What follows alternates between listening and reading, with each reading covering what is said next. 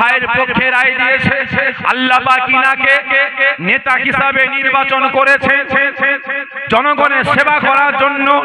কিন্তু এ ভাইয়ের লক্ষ্য থাকা দরকার ছিল আল্লাহকে খুশি করা, রাসূলকে খুশি করা, শরিয়াতকে বাঁচানো, ইসলামকে বাঁচানো, কোরআনকে বাঁচানো।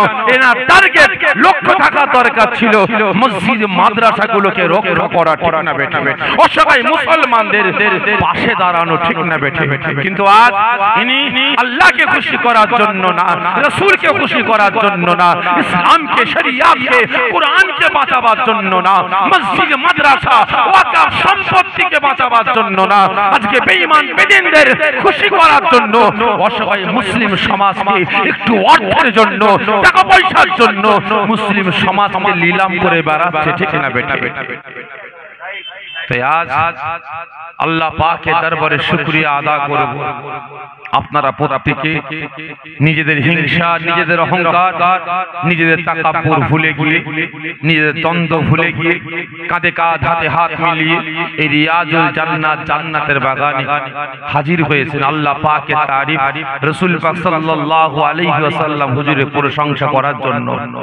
আল্লাহ পাক আমাকে আপনাকে সকলকে জান্নাতের বাগানে কাঁধে কাঁধ হাতে হাত মিলিয়ে একসাথে পাশাপাশি বসার তৌফিক দান করেছেন। এজন্য আল্লাহ পাকের দরবারে লাখ লাখ শুকরিয়া আদা করি। সকলে জোরে বলি আল্লাহুম্মা আমিন, জোরে হবেন আল্লাহুম্মা আমিন। তা ভাই সাহেব, ওয়াজ নসিহত আল্লাহ করে আপনারা অনেক শুনেছেন, কি ঠিক না বেটি? আমি আপনার এলাকায়, আপনার মহল্লায় নতুন হতে পারি, জলসা নতুন না পুরাতন? জলসা পুরাতন। আজকে নিয়ে 31 বছর, 31 বছর আজকে জলসাটা হচ্ছে। আমি নতুন, জানি না কিভাবে কথাবার্তা বললে আপনারা শুনবেন, বুঝবেন, সেই মোতাবেক আমলের জিন্দেগি তৈরি করবেন, জানি না। আপনাদের ইচ্ছাটা কেমন, আপনাদের খোরাকটা কেমন, জানি না। এসেছে আপনার পীর ভাই, তারা পীর রাখতে জিগার দুটো কথা বলে সকলের কাছ থেকে বিদায় নেব। তবে আমার একটা অভ্যাস, প্রত্যেকটা জায়গায় কিছু কথা বলার আগে কিছু প্রশ্ন করি এবং তার আগে আমি অনুমতি চেয়ে নিই। ঠিক তদ্রূপ আজকেও অনুমতি চাইবো, আশা রাখি সকলে অনুমতি দেবেন। আজকেও প্রশ্ন করব, আশা রাখি সকলে উত্তরটা দেবেন। আগে অনুমতি চাই। আপনারা বলেন, তেলা মাথায় তেল দিয়ে ওয়াজ করব না শুকনো মাথায় তেল দিয়ে ওয়াজ করব? আমি আগে থেকে বলছি, আমি তেলা মাথায় তেল দিয়ে ওয়াজ করতে পারি না। আমি মনে করি যে তেলা মাথায় তেল দিয়ে ওয়াজ করাটা আমি শাফিঈ আমার একার নয়, টোটাল উলামা সমাজের জন্য হারাম। কি বললাম? তেলা মাথায় তেল দিয়ে ওয়াজ করাটা টোটাল উলামা হযরতের জন্য হারাম। বিভিন্ন জায়গায় জলসায় যাই তো কিছু কিছু কমিটি বলে, আজকে ঘটেনি, বিভিন্ন জায়গায় ঘটে। জলসায় গেছি, বলছে ভাইজান, ভাই ওয়াজ করছে, একটু বললাম আমাদের গ্রামে বেনামাজি বেড়ে গেছে, বেরোজগার বেড়ে গেছে, মদখোর বেড়ে গেছে, গাঁজাখোর বেড়ে গেছে, তারিখোর বেড়ে গেছে, সুদখোর বেড়ে গেছে, মুসলমানদের বাড়িতে বাড়িতে গ্রুপ লোন মহিলা সমিতি ঢুকে গেছে। ভাইজান একটু ভালো করে বলবেন, মুসলমানের মধ্যে মিল নাই, একটু ভালো করে বলবেন। ওনাকে বললাম, কিছুই বললেন না। আপনি একটু বলবেন। স্টেজে উঠে চিন্তা করছি, তাই তো যদি বেনামাজির বিরুদ্ধে বললি বেনামাজি খেপবে, বেরোজগারের বিরুদ্ধে বললে বেরোজগার খেপবে, মদের বিরুদ্ধে বললে মদখোর খেপবে, গাঁজা তারির বিরুদ্ধে বললে গাঁজাখোর তারিখোর খেপবে, লটারির বিরুদ্ধে বললে লটারিখোর খেপবে, আপনার হারামের বিরুদ্ধে বললে হারামখোর খেপবে, মহিলা সমিতি গ্রুপ লোনের বিরুদ্ধে বললে মহিলা সমিতি গ্রুপ লোন ওয়ালা খেপবে, যদি মুসলমান একতা ঐক্যের কথা বলি নেতারা খেপবে। আগামীতে আর দাওয়াত দেবে না, ঠিক না? আর দাওয়াত দেবে না। ও কে জান্নাতে গেল, কে জাহান্নামে গেল আমার দেখার দরকার নেই। আমার হালুয়া রুটি হলেই হলো, কি তাই তো নাকি? আমার হালুয়া রুটি হলেই হলো। তেলা মাথায় তেল দিয়ে চলে গেলাম। এখান থেকে নামার পরে কমিটি ভাইয়েরা আমাকে একটা পারিশ্রমিক দেবে না দেবে না? আপনারা বলেন দেবে?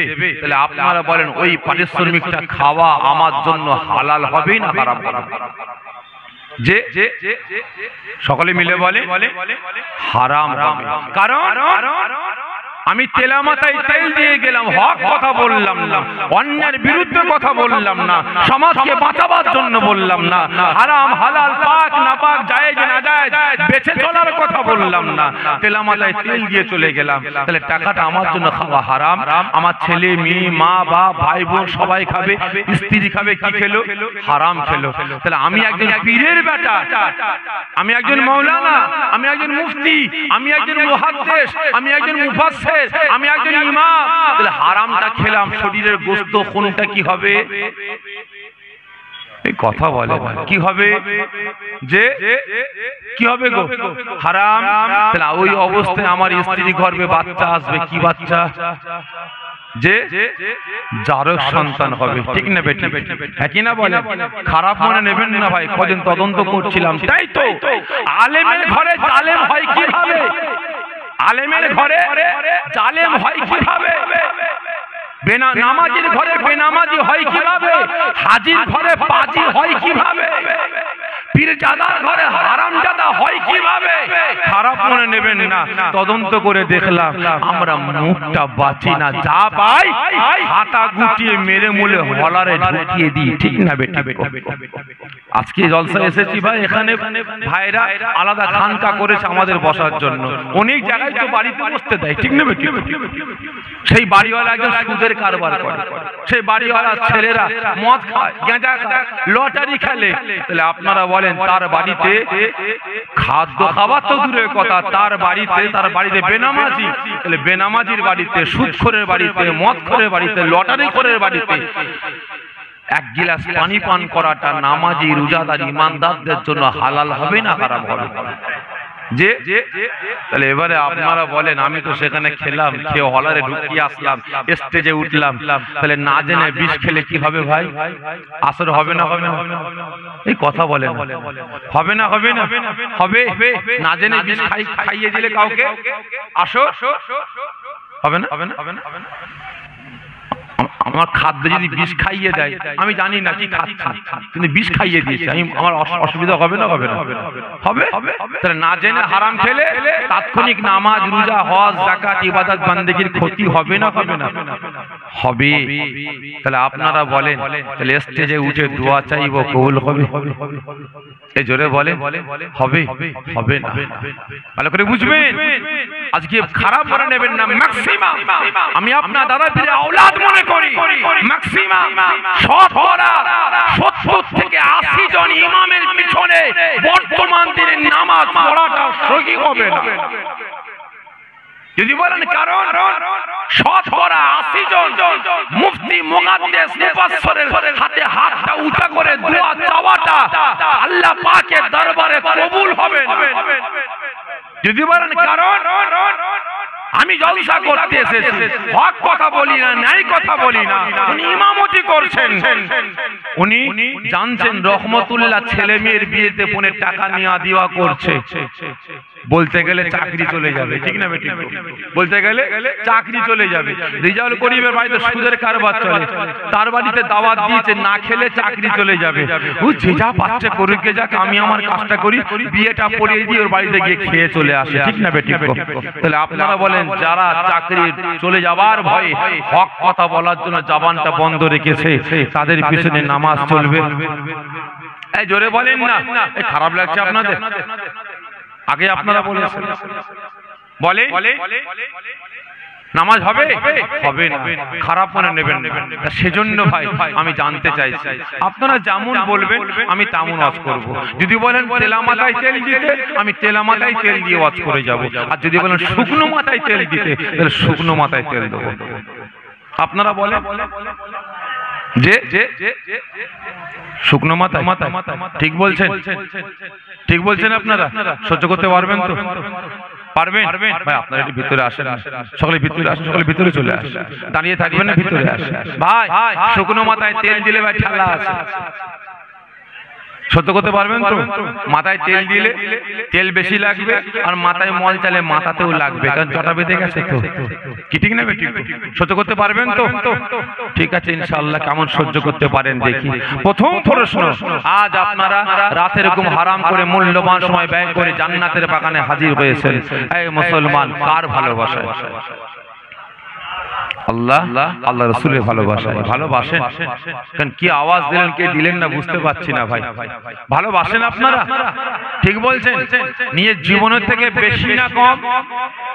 বেশি। কতজন বলছেন আল্লাহ আল্লাহ রাসূলকে নিজের জীবনের থেকে বেশি ভালোবাসি? হাতটা উঁচা করে তাকবীর দেন, নারে তাকবীর।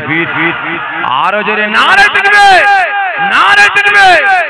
মাশাআল্লাহ, হাত নামিয়ে দেন। আর একবার কষ্ট দেব। আজ আপনারা মূল্যবান সময় ব্যয় করেছেন, দোকানপাট ব্যবসা বাণিজ্য বন্ধ করেছেন, আরামের বিছানা হারাম করে মাথায় টুপি দিয়ে সুন্নতি লেবাস পরে জান্নাতের বাগানে এসে বসেছেন। আপনি কে? আপনার পরিচয়টা বলে। আপনি কে? আপনার পরিচয়টা বলে। কি হলো? কথা বলেন। আপনি কে? আমার দাদুজান মেজো হুজুর কেবলা বলতেন, বাবারা এই জান্নাতের বাগানটা হলো বুড়ো থেকে নিয়ে বাচ্চা পর্যন্ত সকলের জন্য মাদ্রাসা মক্তব। এটা হলো স্কুল কলেজ, এটা হলো ইউনিভার্সিটি। এখানে ভুল হতেই পারে, এটা শুধরে নিবার জায়গা। ঠিক না বেটা? বলেন আপনি কে? আপনার পরিচয়টা কি? মাথায় টুপি দিয়ে সুন্নতি লেবাস পরে এসে বসে পড়েছেন। আপনি কে? কথা বলে বলে। উত্তর দেন।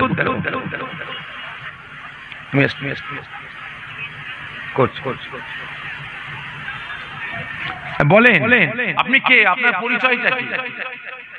কথা বলেন যে বলেন আপনি কে? আপনার পরিচয়টা কি? এই কথা বলছেন উম্মতে মুহাম্মাদি। তাহলে আমার হিন্দু ভাই, খ্রিস্টান, শিখ, পারসি, পাদ্রী, পাঞ্জাবি এরা কি আমার আল্লাহ পাকের বান্দা না? রাসূলের উম্মত না? তাহলে আপনারা কারা? বলে মুসলমান। সকলে মিলে বলছেন, সকলে মিলে বলছেন আপনারা মুসলমান। খাঁটি না ডুপ্লিকেট? খাঁটি। ঠিক বলছেন? কতজন বলছেন আমি খাঁটি মুসলমান? একটু হাতটা উঁচা করে ছাতি চওড়া করে তাকবীর দেন, নারে তাকবীর। আরো জোরে নারে তাকবীর, নারে তাকবীর। হাত নামিয়ে দেন। এই মুসলমান, আপনি যে হাতটা তুললেন সত্য না মিথ্যা? বলেন সত্য। মিথ্যা বলবেন মিথ্যা। যদি আজ আপনি প্রকৃত মুসলমান হতেন, এই মুসলমান আপনি আওয়াজ দিয়ে বললেন আপনি প্রকৃত মুসলমান, খারাপ মনে নেবেন না। যদি আপনি প্রকৃত মুসলমান হতেন তাহলে আপনার হাতে মদ, গাঁজা, তারি, আপনার হাতে লটারি উঠতো না। যদি আপনি প্রকৃত মুসলমান হতেন আপনার পাড়ার মসজিদগুলোকে, মাদ্রাসাগুলো, মক্তবগুলোকে আপনি কাঁদাতে পারতেন না। যদি আপনি প্রকৃত মুসলমান হতেন আপনার বাড়িতে বাড়িতে কুরআন পাকগুলোকে আপনি কাঁদাতে পারতেন না। আপনার বাড়িতে নামাজের পাটিগুলোকে কাঁদাতে পারতেন না। যদি আপনি প্রকৃত মুসলমান হতেন আপনার জবান দিয়ে মিথ্যা কথা বেরোতো না। যদি আপনি প্রকৃত মুসলমান হতেন, এই মুসলমান আপনি এর বাস ওর ঝাড়ে, ওর বাস এর ঝাড়ে চুগলখড়ি, পরনিন্দা, পরচর্চা করে বেড়াতে পারতেন। আজকে আপনি আওয়াজ দিয়ে বলছেন আপনি মুসলমান, লজ্জা করে না? আপনি মুসলমান? আপনি কেমন মুসলমান? যদি আপনি মুসলমান হতেন আপনার আচার আচরণে, আপনার ব্যবহারে, আপনার কথাবার্তায় আর একটা মুসলমানকে আপনি কষ্ট দিতে পারতেন না, ব্যথা দিতে পারতেন না।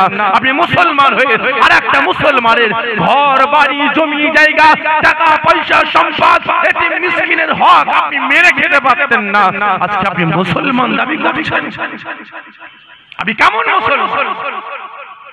যদি আপনি প্রকৃত মুসলমান হতেন তাহলে হে মুসলমান আপনার আচার আচরণ এত বাজে, এত নিকৃষ্ট হতো। আজকে আওয়াজ দিয়ে বলছেন রাসূলকে ভালোবাসি। কতটা কতটা আওয়াজ তো দিয়ে বললেন রাসূলকে ভালোবাসি। কতটা ভালোবাসা বলেন? আজকে রাসূলের জন্য করেছেন। আজকে দিকে দিকে রাসূলের শান, মান, ইজ্জতকে মিটিয়ে দেবার চক্রান্ত শুরু হয়েছে। আজকে দিকে দিকে রাসূলের নামে ব্যঙ্গচিত্র, ছবি তৈরি করা হয়েছে। আজকে দিকে দিকে রাসূলের নামে নাটক, সিনেমা তৈরি করা হচ্ছে। আজকে আপনারা কতজন আওয়াজ তুলেছেন বলেন? বলেন আজকে আওয়াজ দিয়ে বলছেন রাসূলকে ভালোবাসি। কতটা? আর আজকে রাসূল আমাকে আপনাকে কতটা ভালোবাসে? একটু বলে অন্যদিকে যাব, একটু বলে অন্যদিকে যাব। আল্লাহ পাকের রাসূল, আল্লাহ পাকের হাবিব নবী আমার আমাকে আপনাকে কত ভালোবাসেন। একদিন নবী আমার সাহাবা হুজুরদের নিয়ে আলোচনা করছেন, কথাবার্তা বলছেন। হঠাৎ করে নবী আমার বলে উঠলেন, আয় আমার সাহাবারা, আমি রাসূল তোমাদেরকে নিয়ে ঠিক এভাবে আল্লাহ পাকের দয়া জান্নাতে বসে আলোচনা করব, কথাবার্তা বলবো। ওই সময় হযরত জিবরাইল আলাইহিস সালাম আমি রাসূল আমার কাছে এসে আমাকে সালাম দেবেন। আমি প্রশ্ন করব, হঠাৎ করে আপনি এখানে? হুজুর বিয়াদবি মাফ করবেন, আল্লাহ পাক আমাকে জাহান্নামায় পাঠিয়েছে, জাহান্নামীরা কেমন আছে দেখার জন্য। হুজুর আমি জিবরাইল যখন জাহান্নামের সামনে গিয়ে দাঁড়ালাম, আমি দেখতে পাই আপনার গুনাহগার উম্মত উম্মতি গুলো জাহান্নামের ভিতর থেকে গর্জন দিয়ে কাকতি মিনতি করে কাঁদতে কাঁদতে আওয়াজ দিয়ে বলে, হে আল্লাহ পাকের মালায়েকা ফেরেশতা জিবরাইল, জিবরাইল আমাদের জাহান্নামের আগুন হাড় হাড্ডি গোশত চামড়া সব খেয়ে ফেলেছে, শুধু জানটুকু বেঁচে আছে। আমাদের নাজাতের জন্য আমাদের রাসূলের কাছে গিয়ে একটু সালাম দেবে, আমাদের জন্য আল্লাহ পাকের দরবারে দোয়া চাইতে বলবেন। ও আমার ভাইজানেরা, ও নবী পাকের আশিকেরা, ওই সময় আল্লাহ পাকের রাসূল, আল্লাহ পাকের হাবিব, বাবা মা করার নবী, এতিমেসি নবী আমার এই কথাটা শোনার সঙ্গে সঙ্গে দেওয়ানা হয়ে গেলে, পাগলের না হয়ে গিয়ে বিকট শব্দ করে ইয়া কাবলু উম্মতি, ইয়া কাবলু উম্মতি বলে নবী আমার গর্জন দিয়ে জান্নাতের সিংহাসন ছেড়ে দাঁড়িয়ে বললেন। ওই সময় নবী আমার আমাকে আপনাকে এতটা মহব্বত করে, আমাকে আপনাকে এত প্যার করে, আকারে নবী আমার উম্মত উম্মতিদের ভালোবাসায় সির মুবারক থেকে জান্নাতের মুকুটটা খুলে ফেললেন, বাদান মুবারক থেকে জান্নাতের পোশাকটা খুলে দিয়ে ইয়া কাবলু উম্মতি, ইয়া কাবলু উম্মতি বলে কাঁদতে কাঁদতে নবী আমার জ্বলন্ত জাহান্নামের দিকে ছুটতে লেগেছে। ওই সময় আল্লাহ পাকের রাসূল, আল্লাহ পাকের হাবিব, তিন দুনিয়ার বাদশা নবী আমার যখন গুনাহগার উম্মত উম্মতি গুলোকে জাহান্নামের আগুন থেকে বাঁচিয়ে জান্নাতে নিয়ে যাওয়ার জন্য জ্বলন্ত জাহান্নামের আগুনের দিকে ছুটতে লাগবেন, ওই সময় জাহান্নাম দেখতে পাবে, হায় হায় হায় এই কি কাণ্ড, আমি জাহান্নাম দেখতে পাই, আজকে আমি জাহান্নাম আমার দিকে। আল্লাহ পাকের রাসূল, আল্লাহ পাকের হাবিব, তিন দুনিয়ার বাদশা, যিনাকে সৃষ্টি না করলে আল্লাহ পাক আসমান জমিন চাঁদ সূরজ কুল কায়নাত সৃষ্টি করতেন না, যিনাকে সৃষ্টি না করলে আল্লাহ পাক তিনি আসাজিম তৈরি করতেন না, যিনাকে সৃষ্টি না করলে আল্লাহ পাক জাহান্নাম জান্নাত তৈরি করতেন না, যিনাকে সৃষ্টি না করলে আল্লাহ পাক 1,23,999 জন নবী পয়গম্বরকে আল্লাহ পাক সৃষ্টি করতেন না। আজকে সেই রাসূল আমি জাহান্নাম আমার দিকে আসছে, জাহান্নাম ডাকতে না পেরে গর্জন দিয়ে কাকুতি মিনতি করে বলে, না না না ইয়া রাসূলুল্লাহ, ইয়া হাবিবাল্লাহ, হুজুর আমি জাহান্নাম, আপনি আমার কাছে আসবেন না, আপনি আমার কাছে আসলে আমি জাহান্নাম বরবাদ হয়ে যাব, আপনি আমার কাছে আসলে আমি জাহান্নাম ধ্বংস হয়ে যাব। ওই সময় নবী আমার কোনো কথা শুনবেন না, গুনাহগার উম্মত উম্মতিদের ভালোবাসায় দেওয়ানা হয়ে যাবেন, পাগলের ন্যায় ছুটে ছুটে গিয়ে জ্বলন্ত জাহান্নামের আগুনের সম্মুখে গিয়ে দাঁড়িয়ে যাবে। জোরে হবে না? কে ছুটছে? জোরে বলে কে? রাসূল নবী কাদের ভালোবাসা? কথা বলে আমার আপনার ভালোবাসায় কি ঠিক নেবে? ঠিক। আজকে আপনারা প্রত্যেকে হাত উঁচা করে বললেন নিজের জানের থেকে বেশি ভালোবাসা, কি বললেন তো আপনারা? তাহলে আপনারা বলেন রাসূল আমাকে আপনাকে এত ভালোবাসে, জ্বলন্ত জাহান্নামের আগুনের দিকে ছুটছেন আমাকে আপনাকে বাঁচাবার জন্য। আজকে আপনারা বলেন সেই রাসূলের সুন্নাত পালন তো দূরের কথা, সেই রাসূলের শান মান ইজ্জতকে রক্ষা করার জন্য কটা মুসলমান ছুটেছে বলেন? কজন ছুটেছে? আজকে দিকে দিকে রাসূলকে নিয়ে ছেলে কালাম করা হচ্ছে। কত কয়েক মাস আগে নূপুর শর্মা নামক একজন মহিলা চরিত্রের মহিলা রাসূলের শান মান ইজ্জতকে নিয়ে ছেলেখেলাম করেছে। কদিন আগে মুম্বাইয়ের জমিনে একজন মহারাজ রাসূলের শানে গুস্তাখি করেছে। আজকে দিকে দিকে রাসূলের শান মান ইজ্জতকে মিটিয়ে দেওয়ার চক্রান্ত করছে। আপনাদের অন্তরে একটু ব্যথা লাগে না, কষ্ট লাগে না? তাহলে আপনারা বলেন সেই রাসূলের শান মান ইজ্জতকে রক্ষা করার জন্য কজন ছুটেছে বলুন? কন্ট্রোলে চাল দিয়া বন্ধ করেছে, রাস্তা অবরোধ করেছে। কন্ট্রোলে তেল দিয়া বন্ধ করেছে, রাস্তা অবরোধ করেছেন, ঠিক না বেটি? একই না বলেন? কিন্তু আজ রাসূলের শান মান ইজ্জতকে নষ্ট করার চক্রান্ত শুরু করেছে, ইসলামকে মিটিয়ে দেওয়ার চক্রান্ত শুরু করেছে, মুসলিম সমাজ থেকে শেষ করার চক্রান্ত শুরু করেছে। আজকে কজন আওয়াজ দিয়েছে বলেন? ভালো করে বুঝবেন, রাসূল যখন জ্বলন্ত জাহান্নামের সামনে গিয়ে দাঁড়িয়েছেন, জাহান্নামীরা রাসূল পাক সাল্লাল্লাহু আলাইহি ওয়াসাল্লাম হুজুরকে চিনতে পেরে গেছে। জাহান্নামীরা জাহান্নামের ভিতর থেকে গর্জন দিয়ে কাকুতি মিনতি করে বলতে লাগে, ইয়া রাসূলুল্লাহ, ইয়া হাবিবাল্লাহ, হুজুর আমরা দুনিয়ার জমিনে গুনাহ করেছিলাম বলে আল্লাহ পাক আমাদের জাহান্নামে ফেলে দিয়েছেন। জাহান্নামের আগুন আমাদের হাড় হাড্ডি গোশত চামড়া সব খেয়ে ফেলেছে, শুধু জানটুকু বেঁচে আছে, আর সহ্য করতে পারি না।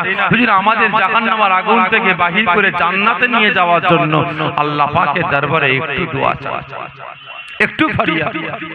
ও আমার ভাইজানেরা, ও নবী পাকের আশিকেরা, ওই সময় আল্লাহ পাকের রাসূল, আল্লাহ পাকের হাবিব, বাবা মাগার নবী, এতিমেসি নবী আমার গুনাহগার উম্মতের কান্নাটা শুনে, ওদের কাকুতি মিনতি শুনে, জাহান্নামের ভিতরে ওদের কষ্টের কথাটা শুনে আগার নবী আমার থাকতে পারলেন না, দেওয়ানা হয়ে গেলেন। নবী আমার ইয়া কাবল উম্মতি, ইয়া কাবল উম্মতি বলে এক কদম দু কদম করে জাহান্নামের আগুনের দিকে গোতা আরম্ভ করেছেন। ওই সময় জাহান্নাম দেখে গতি খারাপ, জাহান্নাম থাকতে পারে না, গর্জন দিয়ে বলে, না না না, ইয়া রাসূলুল্লাহ কে, ইয়া হাবিবাল্লাহ, হুজুর আপনি আর আগে আসবেন না, আপনি ওখানে দাঁড়িয়ে যান, আপনি ওখান থেকে অর্ডার করুন, ওখান থেকে হুকুম করুন, আমি জাহান্নাম আপনার হুকুম পালন করার জন্য তৈরি আছি। ইয়া রাসূলুল্লাহ কে, ইয়া হাবিবাল্লাহ, হুজুর আপনি ওখান থেকে দাঁড়িয়ে দাঁড়িয়ে একবার আওয়াজ দিয়ে বলুন, এই জাহান্নাম, এই জাহান্নাম, আমি রাসূল আমার আখিরি জামানাত গুনাহগার উম্মতি গুলোকে জাহান্নামের আগুন থেকে বাগির করে দে। ইয়া রাসূলুল্লাহ কে, ইয়া হাবিবাল্লাহ, হুজুর আপনি দাঁড়িয়ে থাকবেন, আমি জাহান্নাম, আমি সমস্ত আপনার গুনাহগার উম্মতি গুলোকে জাহান্নামের আগুন থেকে বাগির করে আপনার সম্মুখে দাঁড় করিয়ে দেব। নবী আমার কোনো কথা শুনলেন না, গুনাহগার উম্মতিদের জন্য এতটা দেওয়ানা হয়ে গেলেন, জাহান্নামের আগুন থেকে বাঁচিয়ে জান্নাতে নিয়ে যাব। গুনাহগার উম্মতদের কষ্ট হয়, জাহান্নামের আগুন ওদের হাড় হাড্ডি গোশত চামড়া খেয়ে ফেলেছে। নবী আমার থাকতে পারেন না, পাগলের ন্যায় ছুটে ছুটে গিয়ে জ্বলন্ত জাহান্নামের আগুনে ঝাঁপিয়ে পড়লেন। সঙ্গে সঙ্গে জ্বলন্ত জাহান্নামের আগুন তারপরে নিভিয়ে ঠান্ডা হয়ে যায়। জোরে হবে না? নারে তাকবীর! জাহান্নামের আগুনে ঝাঁপিয়ে পড়লেন কে? এ জোরে বলে কে? এই কথা বলে না কে? শুধু রাসূল, আর কিছু না? বলে শুধু রাসূল, আর কিছু না? কি কথা বলছেন? শুধু রাসূল, শুধু নবী, আর কিছু না? আমার আপনার কে? শুধু নবী, শুধু রাসূল, কথা বলেন। তিনি আমার আপনার কে বলেন?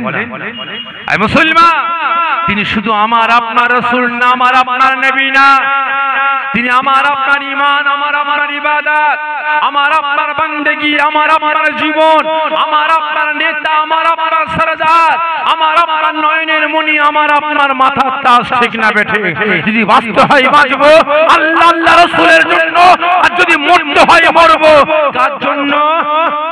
জোরে বলেন আল্লাহ আল্লাহ রাসূলের জন্য রাজি আছেন? জোরে বলেন না।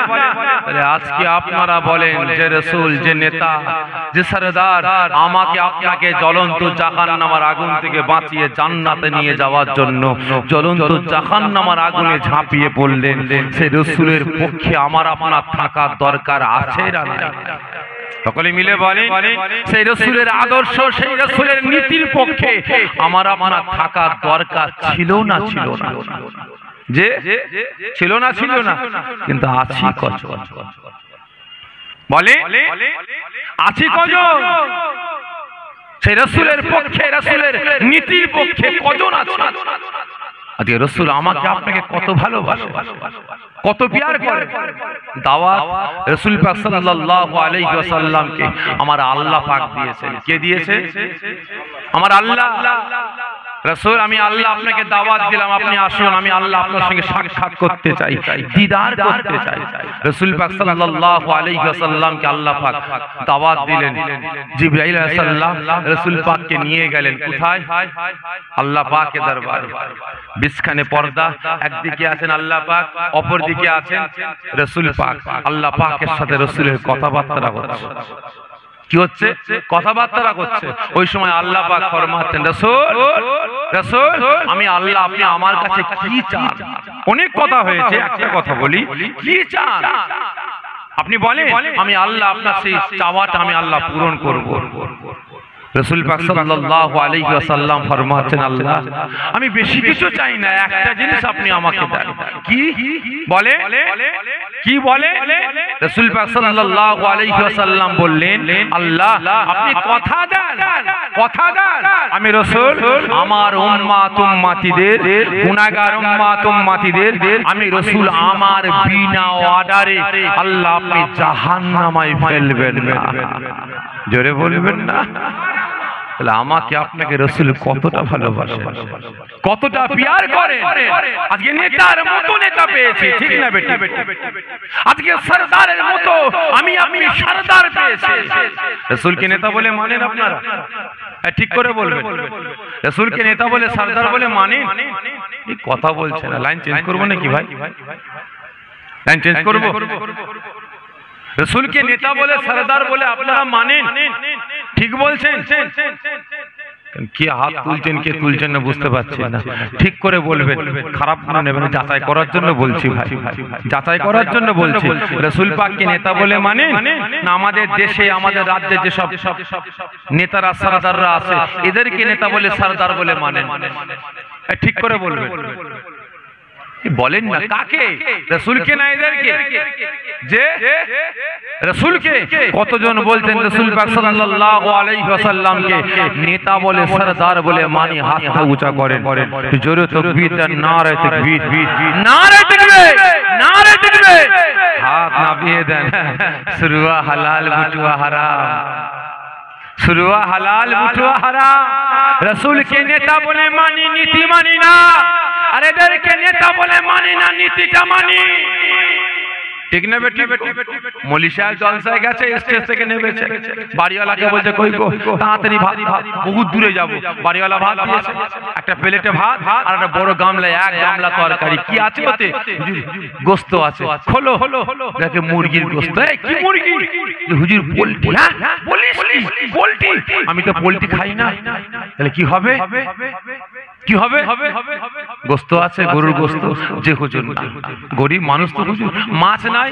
যে হুজুর না, মাছ আর মুরগি কিনতে গিয়েছিলাম, কিন্তু বড় বড় মুরগি দেখেছি, আপনার জন্য নিয়ে এসেছে। বাবা আমি তো খাই না। বাবা ডাল সবজি আছে? যে হুজুর না। আলু ভালো? যে হুজুর না। গরিব মানুষ তো একটাই তরকারি করেছি, খাবো কি দিয়ে? বাড়িওয়ালা বলছে, হুজুর সাদা নুন আনবো? সাদা নুন আনবো?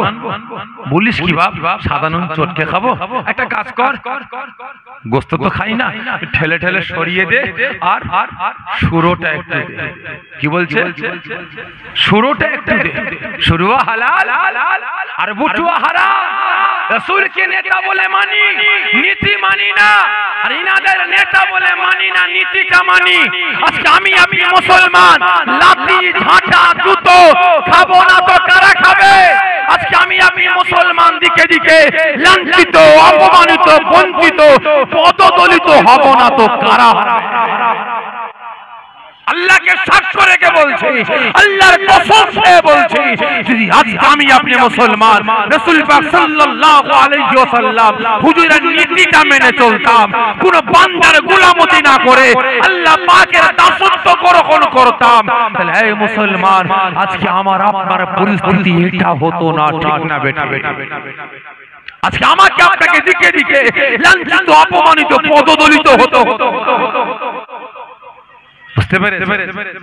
আজকে আমি আপনি নেতার মতো নেতাকে হারিয়েছি, নেতার নীতি মানি না, নেতার সুন্নাত মানি না, অথচ দুনিয়া দুনিয়া করে বেড়াচ্ছে, আওয়াজ দিয়ে বলছে নেতাকে মানি কিন্তু নীতি মানছে না। আজকে সেই নেতা আমাকে আপনাকে কত ভালোবাসে, কত প্যার করে।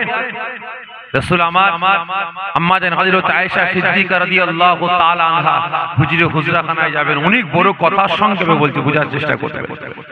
হুজরাখানায় যাবে, ওই সময় আম্মা জান রাসূল পাকের আগমনের জন্য সুন্দর করে ঘরটাকে সাজালেন, শক্ত বিছানা ছিল ফেলে দিলেন, নরম বিছানা করলেন, কারণ নবী আমার হুজরাখানায় এসে ঠিকমতো ঘুমান না, রাসূলের জন্য নরম বিছানা করলেন, সুন্দর সুন্দর রান্না করলেন, অপেক্ষা করছেন রাসূল আসবে। রাসূল আমার হুজরাখানার সামনে গিয়ে সালাম দিলেন, আম্মা জান উত্তর দিলেন, হুজুর ভিতরে আসেন, আমি আয়েশা আপনার দিদারের জন্য অপেক্ষা করছি। রাসূল আমার হুজরাখানায় প্রবেশ করলেন, দুজনের মধ্যে কথা বিনিময় হলো, আলোচনা হলো, হুজুর আমি আয়েশা নিজে হাতে আপনার মেহমানদারি করার জন্য রান্না করেছি, যদি আপনি বলেন খাদ্য খাবার নিয়ে আসবো। নবী আমার হুকুম করলেন, ঠিক আছে খাদ্য খাবার নিয়ে আসেন। নবী আমার একটু একটু একটু একটু করে প্রত্যেকটা খাদ্য আহার করলেন, করে নরম বিছানায় নবী আমার ঘুমিয়ে পড়লেন। আম্মা জান ঘুমাননি, নবী পাক সাল্লাল্লাহু আলাইহি ওয়াসাল্লাম হুজুরের পাশে বসে বসে নবী পাকের চাঁদ মুখটাকে মন ভরে দেখতে লেগেছে, কারণ আবার কতদিন পরে আমি আয়েশা আমার হুজরাখানায় রাসূল আসবেন, আর মন ভরে দেখতে পাবো কি পাবো না, যদি আমি আয়েশা মারা যায়। আম্মা জান মন ভরে দেখছেন, হঠাৎ করে নবী আমার বিকট আওয়াজ করে চিৎকার করে গর্জন দিয়ে বিছানা থেকে দাঁড়িয়ে পড়লেন। আম্মা জান ভয় পেয়ে গেলেন, থাত্তার থাত্তার করে কাঁপছেন। ও আমার ভাইজানেরা, ও নবী পাকের আশিকেরা,